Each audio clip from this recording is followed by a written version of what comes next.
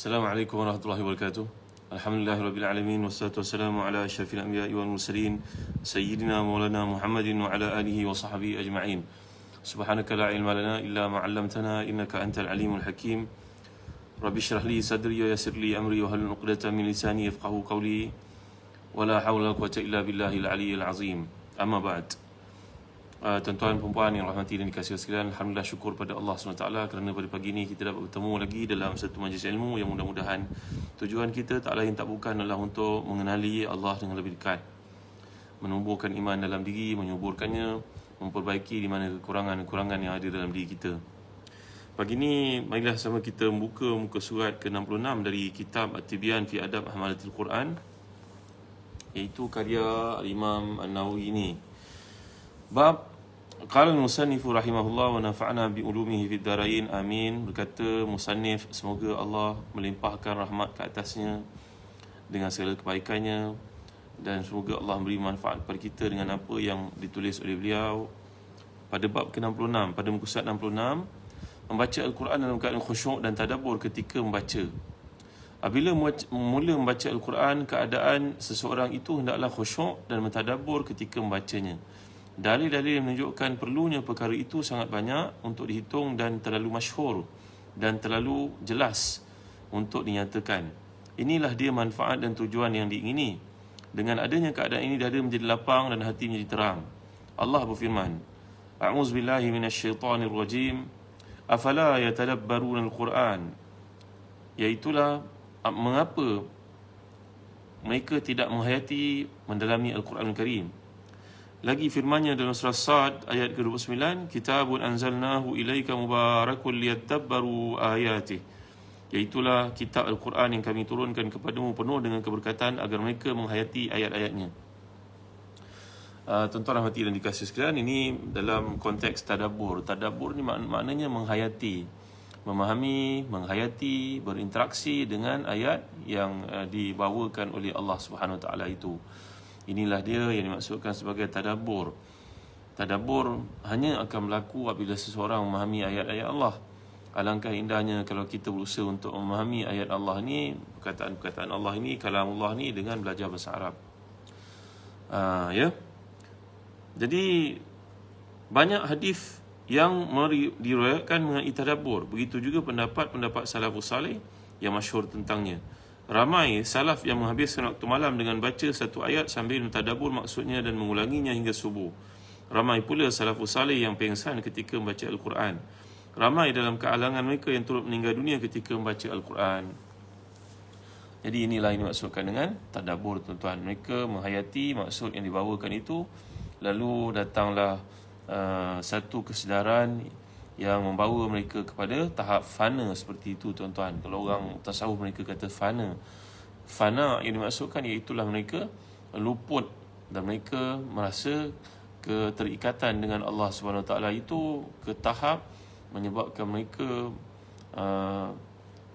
dilamun satu perasaan yang sangat kemanisan dan kesungguhan untuk melakukannya, sehingga mereka di kalangan mereka yang pengsan dan ada pula yang mati kerana terlalu indah ayat-ayat Allah itu bila mereka mentadabburnya, menghayatinya, berinteraksi dengannya. Jadi secara ringkasnya, perkataan maksud tadabbur ni, tuan-tuan, adalah satu penghayatan yang berkualiti terhadap ayat-ayat Allah Subhanahu Wa Taala yang beri kesan dalam jiwa. Kami meriwayatkan daripada Bahaz bin Hakim bahawa Zurarah bin Aufa radhiyallahu anhu merupakan seorang tabi'i yang mulia mengimamkan kaum muslimin dalam salat subuh. Lalu beliau membaca Al-Quran hingga ayat فَإِذَا نُقِرَ فِي النَّاقُورِ فَذَلِكَ يَوْمَئِذٍ يَوْمٌ عَسِيرٌ. Apabila sangkakala ditiup, maka itulah hari yang sangat sulit.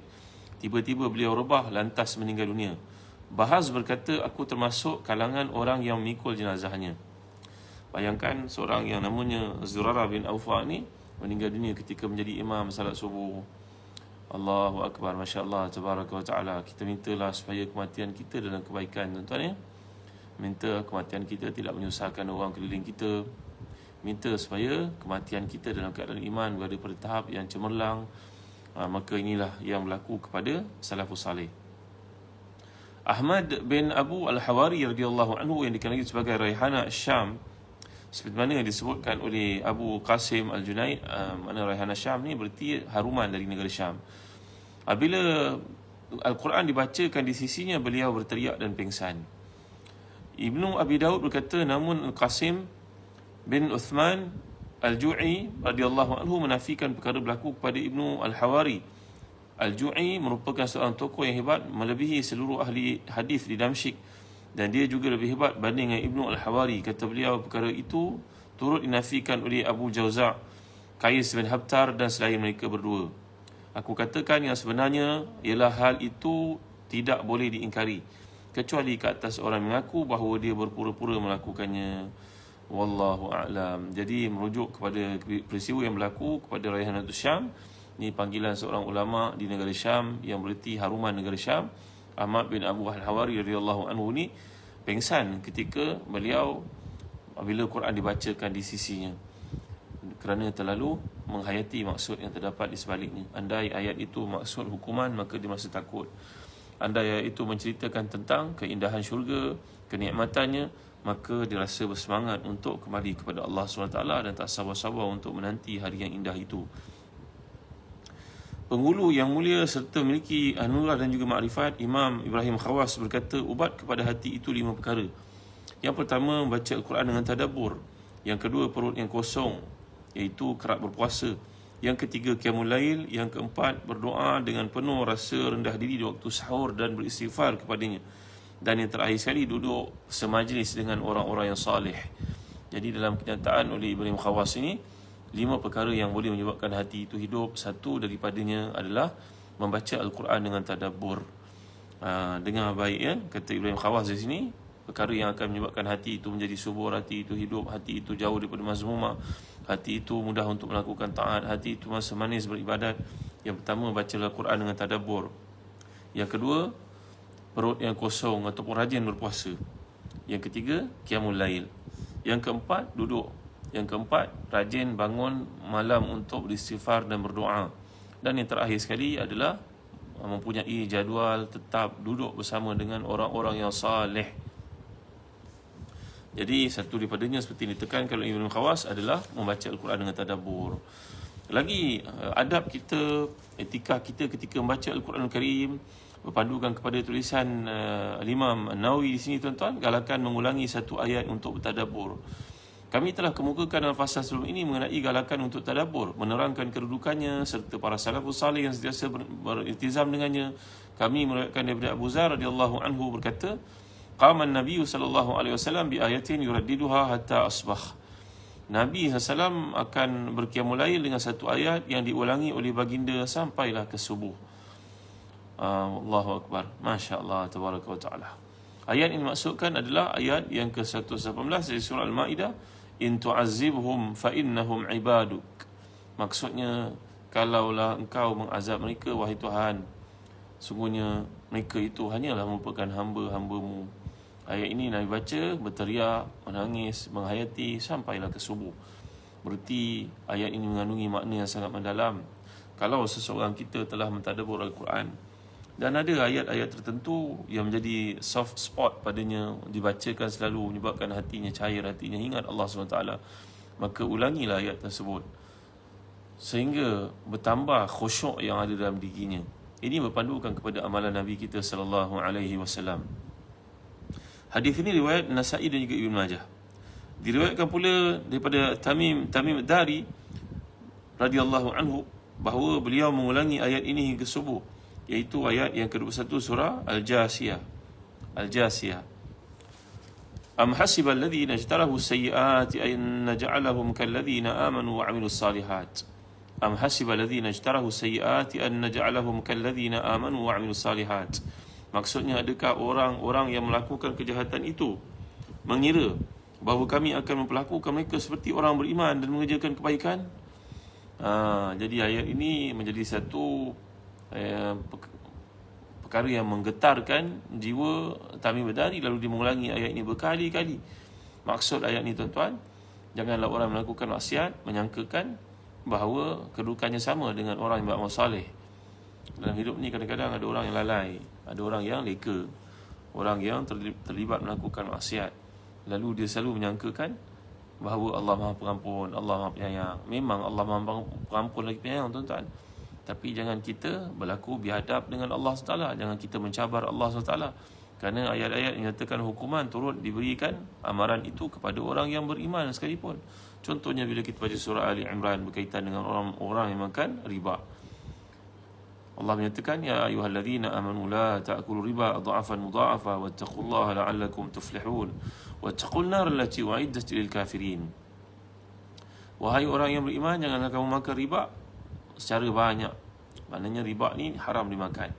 Bukan maksudnya makan banyak diharamkan sedikit boleh, tidak, bukan begitu maksud firman Allah. Takutlah kamu pada neraka yang telah disediakan untuk orang yang kafir, orang yang degil, orang yang ingkar. Jadi ayat ini menunjukkan orang beriman pun turut diberi amaran oleh Allah. Berarti kalau anda beriman sekalipun tapi anda melakukan maksiat, anda mengharapkan Allah mengampunkan anda macam orang-orang beriman yang saleh yang tidak melakukannya. Jangan beranggapan begitu. Jangan terlalu confident, dipanggil overconfident, tidak boleh. Maka ayat ini menyebabkan Tamim Dari radhiyallahu anhu yang membaca, mengulangnya berkali-kali dan menangis dalam sembahyang tahajudnya. Diriwayatkan pula daripada Abbad bin Hamzah berkata, dakhaltu ala Asma radhiyallahu anha wa hiya taqra'u famanallahu alaina wa qana adzab as-samum فوقفت عندها فجعلت تعيدها وتدعو فطالت علي ذلك فذهبت إلى السوق فقضيت حاجتي ثم رجعت وهي تعيدها وتدعو. Aku telah bertemu dengan dengan Asma radhiyallahu anha ketika beliau sedang baca, maka Allah mengurniakan anugerah kepada kami dan melihara kami daripada azab neraka. Beliau berhenti pada itu mengulanginya setelah berdoa. Aku merasakan beliau berkata begitu dan tempoh yang lama. Aku pun keluar ke pasar menyelesaikan segala keperluanku. Kemudian aku kembali semula dari pasar dan mendapatinya masih lagi mengulangi ayat itu. Kami meriwayatkan kisah ini daripada Aisyah radhiyallahu anha. Jadi tuan-tuan, ini Asma binti Abi Bakar radhiyallahu anha adalah kakak kepada Aisyah radhiyallahu anha yang baca ayat bersurat Tur, famanallahu alaina wa qana adzabas samum. Ayat ini diulang-ulang. Ini menceritakan tentang nikmat yang dirasai oleh ahli syurga, iaitu bila mereka melakukan ketaatan walaupun di dunia mengalami kesusahan, kepayahan, kesulitan, tapi bila akhirat nanti bila melihat nikmat yang disediakan oleh Allah, mereka bersyukur. Dan antara ungkapan mereka, famanallahu alaina wa qana adzabas samum, dan Allah telah selamatkan kami daripada neraka yang asapnya pun sangat memedihkan itu. Jadi ayat ini diulang berkali-kali sampai yang mengatakannya Abbad bin Hamzah ni kata, aku pergi pasar, balik di pasar, mana menyelesaikan hajatku, aku dapati beliau masih lagi membaca ayat ini. Jadi maksud daripada hadis-hadis yang kita baca ni tuan-tuan, setengah daripada salafus saleh termasuk para sahabat, mereka akan mengulangi satu ayat itu berkali-kali sehingga bertambah kelazatan, kefahaman, kemanisan dalam baca ayat-ayat yang indah itu. Ibn Mas'ud radhiyallahu anhu pula mengulangi ayat Rabbi zidni ilma, wahai Tuhan tambahkanlah ilmuku kepadaku, berkali-kali. Demikian juga Sa'id bin Jubair radhiyallahu anhu mengulangi ayat wattaqu yawman turja'una fihi ila Allah, dan takutlah kamu pada hari ketika kamu dikembalikan kepada Allah. Ini merupakan ayat-ayat yang telah dibaca oleh para salafus saleh, para sahabat contohnya. Mereka mengulanginya kerana menghayati di sebaliknya ada makna-makna yang tertentu yang kena tepat pada diri mereka, hasil tadabbur mereka. Dan turut mengulangi ayat surah Ghafir 70 hingga 71, fasawfa ya'lamuna idzil aghlalu fi a'naqihim, kelak mereka akan mengetahui ketika belenggu dan rantai dipasang di leher mereka. Jadi para sahabat radhiyallahu alaihim ajma'in baca ayat ini dan merasakan sesuatu yang menyentak perasaan mereka, dan mereka mengulanginya dengan tujuan untuk menambah iman, menyuburkan iman. Dan Sa'id bin Jubair juga turut mengulangi ayat ma gharraka bi rabbikal karim, wahai manusia, apakah yang menyebabkan kau tertipu daripada Tuhanmu? Apa benda yang menyebabkan kau tertipu daripada Tuhanmu? Adakah kerana kereta besar yang kau miliki, ataupun harta yang banyak, ataupun yang wang yang banyak, gaji yang besar, kedudukan kau yang kau rasa hebat sangat, sedangkan semua itu daripada Tuhanmu? Ini maksud ayat yang dibacakan oleh Sa'id bin Jubair, dan beliau mengulanginya berpuluh-puluh kali, tuan-tuan dimuliakan Allah sekalian. Ad-Dhahhak Pula apabila membaca ayat ini, beliau akan mengulanginya sampailah ke sahur. Daripada waktu qiyamul lail itu sampai ke sahur, sampai ke waktu hampir subuh. Iaitu firman Allah surah Az-Zumar ayat ke-16, lahum min fawqihim dhulalun min nari wa min tahtihim dhulal. Di atas mereka ada lapisan daripada api, dan di bawah mereka pun ada lapisan yang disediakan untuk mereka. Ini merupakan ayat-ayat yang telah pun dijadikan contoh oleh Imam Nawawi betapa bila baca Quran, tolonglah tadabbur. Kerana dengan tadabbur itu akan menyebabkan kita rasa kemanusiaan beribadah kepada Allah, keseronokan baca Al-Quran, merasa betapa ayat itu menyentap hati kita, merasa betapa ayat itu berkaitan dengan hidup kita, merasa bagaimana ayat itu mengajak kita kepada perubahan, peningkatan iman. Seterusnya, menangis ketika membaca Al-Quran. Penjelasan tentang aspek yang boleh membuatkan seorang menangis ketika baca Al-Quran telah dijelaskan dalam 2 pasal surah ini.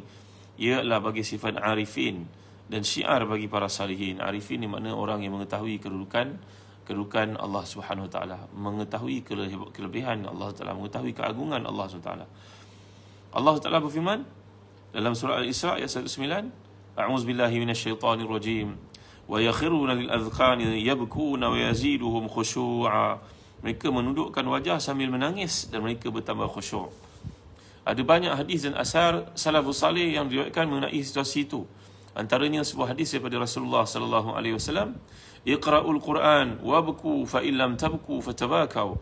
Baca Al-Quran dan menangislah. Jika engkau tidak menangis, maka usahakanlah untuk menangis. Jadi bila kita membaca Al-Quran, usahalah untuk menangis. Kerana Al-Quran ini menyentuh iman kita, menceritakan masa depan kita. Tuan-tuan yang mulia Allah sekalian, dalam kehidupan ni kita jumpa kadang-kadang ada orang, ustaz dulu saya belajar bersungguh nak jadi doktor, tapi bila tengah belajar dia timbul penyakit pula, tak dapatlah jadi doktor. Tapi alhamdulillah dapat juga bekerja sebagai radiologis, bekerja sebagai contohnya fisioterapis. Tak kisahlah, maknanya ada pilihan dalam hidup ini untuk memilih banyak perkara. Kalau tak dapat ini, dapat yang tu. Dulu saya cita sangat jadi seorang doktor, tapi kan tak lulus subjek, dia push masuklah ke dalam fakulti engineering. Contoh, saya nak jadi engineer tapi nampaknya tak boleh bawa, ambil lah fakulti lain daripada engineering, ambil fakulti lain. Orang cerita kat universiti lah. Dulu saya bercita nak jadi seorang ustaz, nak pergi ke Azhar, tapi ayah tak ada duit pula, belajarlah kat UKM saja. Ada orang cerita dengan kita pula. Di akhirat tuan-tuan, ada 2 saja pilihan. Jadi ahli syurga atau ahli neraka. Maka pilihlah lagi sekarang.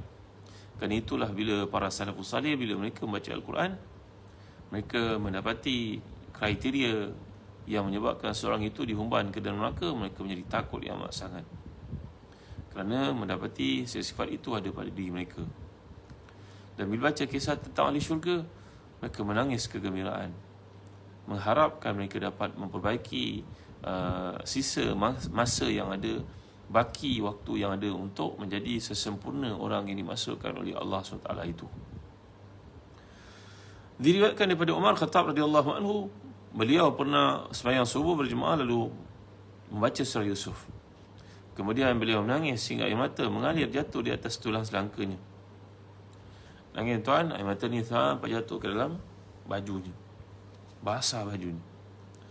Dalam riwayat lain, perkara tersebut berlaku dalam salat Isyak, dan ia menunjukkan kepada kita ia pernah berlaku berulang kali dalam kehidupan Sayyidina Umar Khattab radhiyallahu anhu. Dalam satu riwayat lain, beliau menangis hingga tangisannya didengari daripada saf-saf di belakang beliau. Allahu Akbar, Masya Allah, Tabaraka wa Ta'ala. Begitu sihat sekali iman para sahabat, sehingga mereka baca Quran terus terpercik dalam diri keimanan itu, spark, hingga menyebabkan menangis mereka tanpa dapat ditahan-tahan. Dalam satu riwayat daripada Abu Raja berkata, Ra'aitu Ibn Abbas wa tahta 'ainaihi mithlu syiraki libali min ad-dumu'. Aku bertemu dengan Ibn Abbas. Aku melihat di bawah matanya terdapat garisan seperti tali selipar yang usang disebabkan aliran air mata. Kesan air mata tuan-tuan di pipi ni di bawah. Ya, sampai tak boleh nak dipadam, tak boleh nak ditutup kerana kesan air mata itu tuan-tuan yang berkasihan. Tapi kalau orang sekarang melihat kesan seperti itu, bimbang, nampak berkedut, nanti nampak tua sangat. Ya, tuan-tuan yang mulia Allah sekalian. Jadi inilah perbezaan di antara sebahagian daripada kita dengan para salafus salih. Diriwayatkan daripada Abu Salih, beliau berkata, qadima nasu min ahli Yaman ala Abi Bakr as-Siddiq radhiyallahu an, wa ja'alu yaqra'una al-Quran wa yabkun. Faqala Abu Bakr as-Siddiq, hakadha kunna. Sekumpulan manusia di kalangan penduduk Yaman datang bertemu Abu Bakar as-Siddiq radhiyallahu an. Mereka membaca Al-Quran dan menangis. Lalu Abu Bakar berkata, kami dulu beginilah keadaan kami. Maknanya diperakui oleh Abu Bakar as-Siddiq bahawa memang kaum muslimin sepatutnya menangis bila mendengar Al-Quran Karim. Tapi masakan kita nak menangis, tuan-tuan, kalau kita tidak faham bahasa Arab? Inilah satu kekangan, kerugian dalam hidup kita bila kita tidak memahami bahasa Arab. Baik tuan-tuan, sebelum terlupa, kalau tuan-tuan ada peluang, tuan-tuan, mari sama kita menyahut seruan Nabi SAW, iaitu penggunaan habatus sauda, dan kami telah menghasilkannya dalam bentuk seperti ini, kapsul yang mengandungi kapsul seperti ini, tuan-tuan, habatus sauda, minyak. Bismillahirrahmanirrahim. Makan 2 waktu pagi, 2 waktu petang. Bismillahirrahmanirrahim.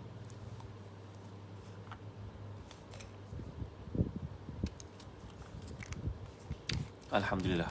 Boleh telan je, tuan-tuan. Jadi kempen yang sedang kami adakan dalam bulan ini yang akan berakhir tak lama lagi, ya, segera tuan-tuan. Tuan-tuan beli 3 botol habatus sauda birka dalam bentuk minyak seperti ini. Kami hadiahkan 1 lagi, maknanya tuan-tuan beli 3, dapat 1 sebagai percuma. Samping itu tuan-tuan akan dapat sebuah buku sementara stok masih ada, buku bestseller, satu-satu nama Nabi SAW, karangan Ustaz Ahmad Adnan Fadil yang juga merupakan pengarang buku bestseller Kenali Rasul Kita Muhammad SAW, Syama'il Muhammadiyah. Ya, jadi buku ni menceritakan tentang Nabi kita boleh baca sendiri. Nama-nama Nabi yang tertera dalam Al-Quran Karim. Mengenali Nabi, tak kenal tak cinta. Marilah kita mengenali sifat-sifat dan juga mukjizat Nabi SAW yang Allah berikan kepada baginda SAW. Jadi jangan lupa beli 3, tuan-tuan dapat hadiah 1, dan samping itu tuan-tuan dapat buku ni. Kempen ni tinggal beberapa hari saja lagi. Buku ni pun dah tak banyak tinggal. Ya. Baik. Seterusnya, banyak lagi asar yang menceritakan tentang perkara ini. Dan apa yang kami kemukakan tadi sudah memadai, kata Imam An-Nawawi rahimahullah. Imam Abu Hamid Al-Ghazali pula berkata, menangis digalakkan semasa membaca dan mendengar bacaan Quran. Beliau berkata lagi, cara untuk mendapatkannya ialah seseorang perlu menghadirkan perasaan sedih dalam hati dengan merenung peringatan, ancaman keras dan janji yang terdapat dalamnya. Kemudian dia merenung pula ketidakpeduliannya pada semua perkara tadi. Jika perasaan sedih dan tangisan tidak dialaminya seperti yang dialami oleh golongan khawas, maka menangislah disebabkan kecuaian itu kerana ia adalah musibah yang besar. Jadi kita bila baca Al-Quran, kita lihat janji-janji Allah yang merupakan syurga, balasan baik untuk mereka yang taat. Kita memohon kepada Allah supaya sifat itu dapat kita miliki. Mana menangis kita mengharapkan daripada Allah supaya dapat memperbaiki diri. Seandainya pula kita baca ayat, kita memahami di situ berbentuk hukuman dan penceritaan tentang kedahsyatan hukuman di akhirat, maka kita patut rasa gusar kerana banyaknya sifat-sifat ahli neraka itu ada pada diri kita. Itu yang dimaksudkan oleh Imam Nawawi, disebut oleh Imam Ghazali dan Ihya Ulumuddin. Seandainya kita tidak mampu menangis kerana memahami ayat-ayat itu, kita perlu menangis pula kerana hati kita sudah menjadi keras sehingga tidak dapat berinteraksi dengan ayat-ayat itu dengan baik lagi. Seterusnya, kata Imam Nawawi, galakan baca Quran dengan tartil. Pembaca Al-Quran digalakkan baca Quran dengan tartil. Para ulama bersepakat bahawa maksud tartil adalah sunat. Hukum tartil adalah sunat. Allah berfirman, warattil Quran tartila. Sabit pula sebuah hadis daripada Ummu Salamah radhiyallahu anha, annaha na'atat qira'atan Nabi qira'atan mufassalatan harfan harfa. Beliau menyifatkan bahawa bacaan Nabi adalah bacaan yang jelas, huruf demi huruf. Ini adalah tartil. Jadi tartil ni maknanya baca berurutan, berterusan. At-Tirmizi berkata hadis ini merupakan hadis hasan sahih. Sebahagian daripada ulama mengatakan bahawa maksud tartil ni tajwid. Jadi tajwid ni hukumnya wajib. Tapi kalau tartil maknanya baca dengan berterusan, hukumnya sunat.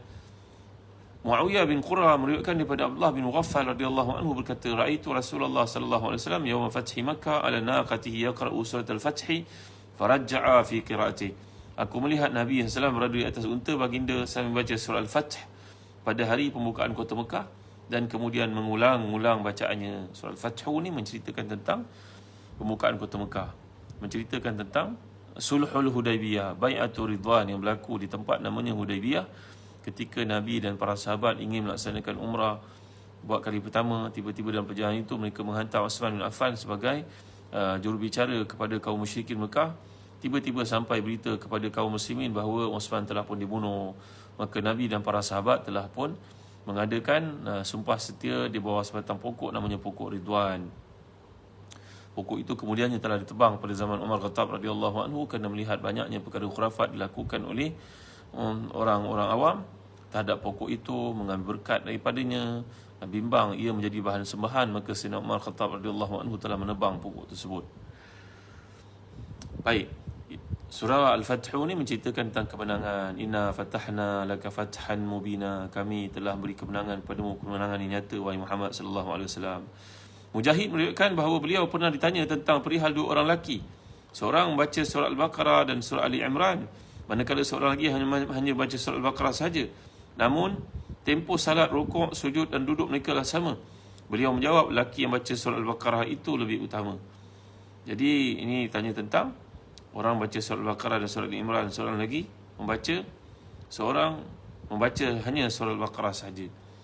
Maka yang membaca surah Al-Baqarah itu lebih utama. Jadi maksudnya dalam kata-kata kat sini, baca tartil, baca dengan menyempurnakan hak, huruf, makhrajnya, sifatnya dengan lebih teratur. Kalau baca sampai dua surah yang panjang dalam satu rakaat, tapi dibaca tanpa meraihkan sifat, makhraj dan juga tajwidnya, maka tentulah yang baca dengan meraihkan hukum, sifat, makhraj dan tajwid itu yang dipanggil sebagai tartil lebih utama. Ini maksud kata-kata Imam Nawawi.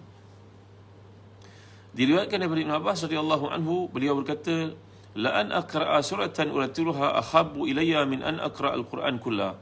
Kalau aku baca satu surah secara tartil, maknanya tajwid dengan mengambil hukum-hukum yang terdapat padanya, makhrajnya, lebih baik di sisiku daripada membaca keseluruhan Quran tapi melanggar semua hukum-hukum tersebut.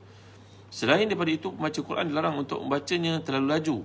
Bacaan ini dinamakan sebagai al-hadh, iaitu bacaan yang laju.